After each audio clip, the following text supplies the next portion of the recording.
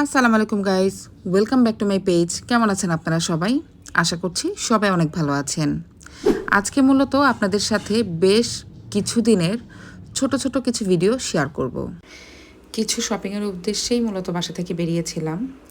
বাসা থেকে বের হওয়ার পরে প্রথমেই চলে এসেছিলাম সন্ধ্যার নাস্তা করার জন্য মিরপুর 1-এর কাবাব এক্সপ্রেসে। এখানে মোটামুটি 2 রকমের কাবাব আর পরোটা অর্ডার করেছিলাম। আমরা শেয়ার করে নাস্তা করে নিচ্ছিলাম।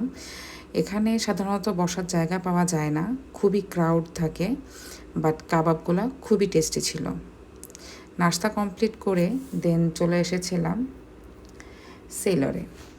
এখানে এসে প্রথমেই ব্যাগস আর শুজ কালেকশনস দেখছিলাম।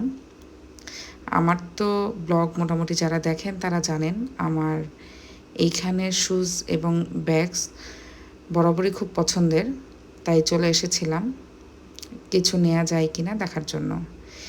দেন এই সাদা জুতাটা দেখছিলাম, আমার খুব পছন্দ হয়েছিল, তবে পরবর্তীতে আর নেওয়া হয়নি। দেন সেলরের দোতলায় একটু ঘোরাফেরা করে তারপর চলে আসলাম মিনিসোতে। মিনিসোতে মূলত এসেছিলাম নেকপিলো দেখার জন্য, যদিও আজকে আমার নেকপিলো নেওয়া হয়নি।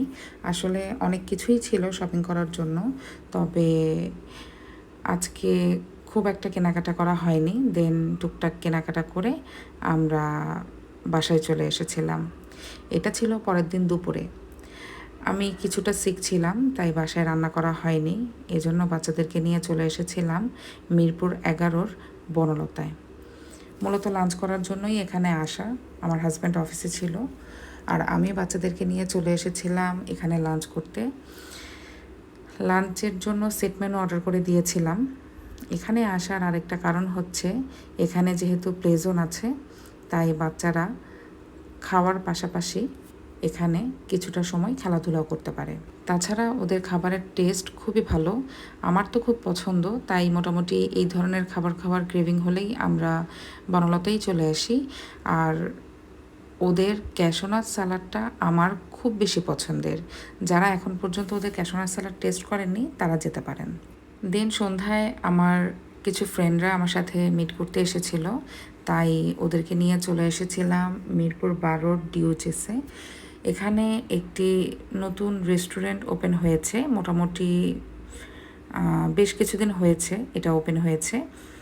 রেস্টুরেন্টের নাম হচ্ছে থালা। আমি আজকে ফার্স্ট ওদের এখানে এসেছি। দেন এখানে এসে এই যে আমরা কিছু খাবার অর্ডার করে দিয়েছিলাম। পরবর্তীতে আরও কিছু খাবার নেওয়া হয়েছিল, তবে সেগুলো ভিডিও করা হয়নি। এদের খাবারের টেস্ট এক কথায় অসাধারণ ছিল। দেন আমার মনে হলো এদের এখানের অন্যান্য খাবারগুলো হয়তো ভালো হবে, মাঝে মধ্যে এসে এদের খাবারগুলো টেস্ট করব। দেন বাসায় চলে এসেছিলাম।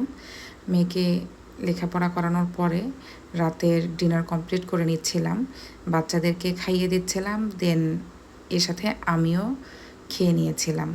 আজকে এখানেই শেষ করছি। যদি ভালো লেগে থাকে আমার পেজটি ফলো করে দিবেন, আমার ইউটিউব চ্যানেলটি সাবস্ক্রাইব করে দিবেন। আর যারা এই কাজগুলো অলরেডি করে ফেলেছেন তাদেরকে অসংখ্য ধন্যবাদ। আল্লাহ হাফিজ।